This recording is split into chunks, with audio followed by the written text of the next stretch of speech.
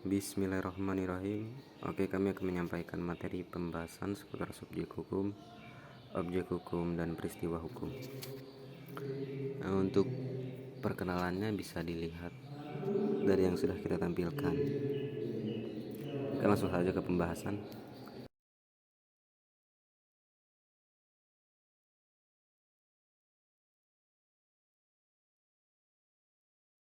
Oke, lanjut ke pembahasan. Yang pertama adalah subjek hukum. Sederhananya manusia subjek hukum atau mahkum alaihi itu orang atau manusia yang berakal. Jadi secara sederhana, subjek adalah orang yang melakukan atau membebani perbuatan-perbuatan hukum, mengikuti dan sesuai aturan-aturan hukum. Contohnya, mukallaf diartikan orang yang dianggap mampu berbuat hukum, baik perbuatan yang diperbolehkan maupun perbuatan yang dilarang. Artinya, jika seseorang tersebut melakukan ibadah, maka ia akan mendapatkan pahala atas perbuatan tersebut. L.G. Van Apeldoorn memberikan definisi. Subjek hukum adalah segala sesuatu yang mempunyai kewenangan hukum. Ialah kecakapan untuk menjadi pendukung subjek hukum.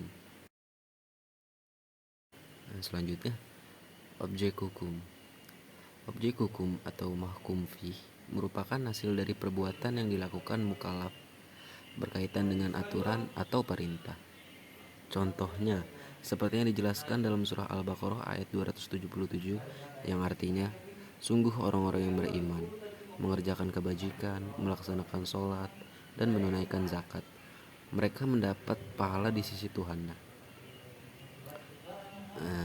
Perlu ditegaskan bahwa yang termasuk objek hukum adalah segala sesuatu yang dapat dimanfaatkan oleh subjek hukum secara yuridis atau menurut berdasarkan hukum. Hal itu disebabkan oleh manfaatnya yang harus diperoleh dengan jalan hukum atau objek hukum dan tanpa perlu berdasarkan hukum. Contohnya, misalnya A dan B mengadakan perjanjian jual beli mobil. Mobil inilah yang menjadi objek hukum tersebut. Untuk peristiwa hukum, suatu yang bisa menggerakkan peraturan hukum sehingga ia secara efektif menunjukkan potensinya untuk mengatur disebut peristiwa hukum. Peristiwa hukum inilah adalah suatu kejadian dalam masyarakat yang menggerakkan suatu peraturan hukum tertentu, sehingga ketentuan-ketentuan yang tercantum di dalamnya lalu diwujudkan. Untuk contoh peristiwa hukum, yaitu dalam peristiwa kematian seseorang. Kematian seseorang secara wajar dalam hukum perdata akan menimbulkan berbagai akibat yang diatur oleh hukum, misalnya penetapan pewaris dan ahli waris. Perhatikan pasal 830 KUHP Perdata. Warisan hanya berlangsung karena kematian. Adapun apabila kematian seseorang itu akibat pembunuhan, maka dalam hukum pidana akan timbul akibat hukum bagi si pembunuh, yaitu ia harus mempertanggungjawabkan perbuatannya itu. Perhatikan pasal 338 KUHP. Barang siapa dengan sengaja menghilangkan jiwa orang lain dihukum karena makar mati atau pembunuhan atau doodskleeg dengan hukuman penjara selama-lamanya 15 tahun. Selanjutnya dijelaskan bahwa peristiwa hukum itu dapat dibedakan menjadi dua, yaitu yang pertama, peristiwa hukum karena perbuatan subjek hukum adalah semua perbuatan yang dilakukan manusia atau badan hukum yang dapat menimbulkan akibat hukum.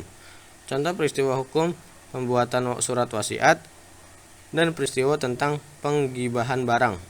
Yang kedua, peristiwa hukum yang bukan perbuatan subjek hukum adalah semua peristiwa hukum yang tidak timbul karena perbuatan subjek hukum, akan tetapi apabila terjadi dapat menimbulkan akibat-akibat hukum tertentu. Contoh kelahiran seorang bayi, kematian seseorang, dan kadaluarsa. Atau aksuentif, yaitu kadaluarsa yang menimbulkan hak, dan aksentif, yaitu kadaluarsa yang melenyapkan kewajiban. Adapun menurut peristiwa hukum dibagi menjadi dua, seperti bagaimana yang telah dibahas dalam materi yang kita bagikan, yaitu yang pertama, peristiwa hukum yang bersegi satu, ialah peristiwa hukum yang hanya menimbulkan oleh satu pihak saja. Contohnya seperti dalam pembuatan surat wasiat, pemberian hibah. Peristiwa hukum bersegi satu ini sama dengan peristiwa hukum karena perbuatan subjek hukum. Yang kedua yaitu peristiwa hukum bersegi dua, ialah peristiwa hukum yang timbul oleh dua pihak atau lebih. Contohnya seperti perjanjian dan perikatan. Begitu juga perbuatan hukum yang dapat dibedakan menjadi dua jenis, yaitu yang pertama, perbuatan hukum yang bersegi satu adalah setiap perbuatan yang berakibat hukum Rechtspflug dan akibat hukum ditimbulkan oleh kehendak satu subjek saja, subjek hukum, yaitu satu pihak saja yang telah melakukan perbuatan itu. Yang kedua, perbuatan hukum yang bersegi dua adalah setiap perbuatan hukum yang akibat hukumnya ditimbulkan oleh kehendak dua subjek hukum, yaitu dua pihak atau lebih. Baik, terima kasih untuk perhatiannya. Sekian yang dapat kita sampaikan. Untuk kesimpulannya, yang pertama, subjek hukum yaitu pelaku dari apa yang telah dilakukan atau diperbuat. Yang kedua, objek hukum yaitu benda yang dipergunakan dalam peristiwa yang telah dilakukan atau diperbuat. Untuk yang ketiga, peristiwa hukum yaitu suatu kejadian di mana seorang subjek melakukan suatu perbuatan yang di dalamnya terdapat benda atau objek yang dipergunakan.